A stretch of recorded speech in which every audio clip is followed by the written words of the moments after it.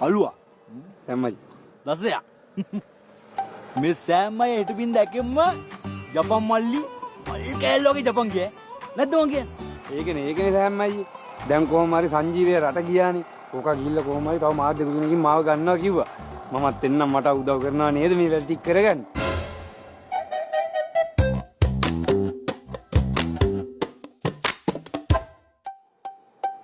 මොනවද මල්ලි කියන්නේ?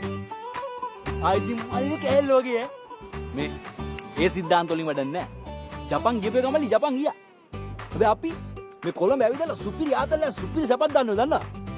මොකෝ කියන්නේ? ක්ලබ් යන්න. ක්ලබ් යන්න බෑනේ. ක්ලබ් යන්න බෑ. ක්ලබ් නෙමෙයි මල්ලි. ක්ලබ් නෙමෙයි. වෙන සුපිරි ආතල් එකක්.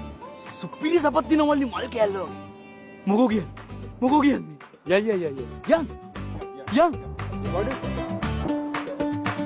ඊ රාත්‍රියේදී පොලිසිය විසින් සිදු කරන ලද විශේෂ වැටලීම්වලදී විවිධ අපරාධවලට සම්බන්ධ සැකකරුවන් 20කට අධික ප්‍රමාණයක් අත්අඩංගුවට ගැනීමට සමත් වුණා. එයින් කොට්ටාව මුතුමාවත ප්‍රදේශයේ කළ වැටලීමකදී කාන්තාවන් දෙදෙනෙකු සහ පිරිමින් තිදෙනෙකු අත්අඩංගුවට ගනු ලැබුවා. ඉන් දෙදෙනෙකු අලියාකිලිය ගම ගම්මානයේ පදිංචිව සිටින අයයි.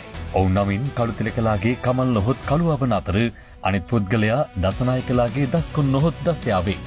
හසු කර ගැනීමට හැකි වූ අනෙකුත් පිරිමි පුද්ගලයා පට්ටිගෙදර සමන් නොහොත් සෑම් වන අතර ඔහු මේ වන විට වංචනික ක්‍රියා රාශියකට සම්බන්ධ වී පොලිසියෙන් කට්ටිපනිමින් සිටින පුද්ගලයෙකි. හසු කරගත් සියලුම දෙනා ඉදිරි මාස 5 වනදා උසාවියට ඉදිරිපත් කරන තුරු දින 7ක් රක්ෂිත බන්ධනාගාරගත කෙරේ.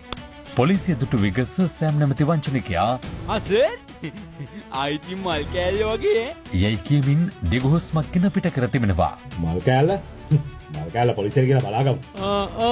ජෝගිද යනුවෙන් පවසා තිබෙනවා.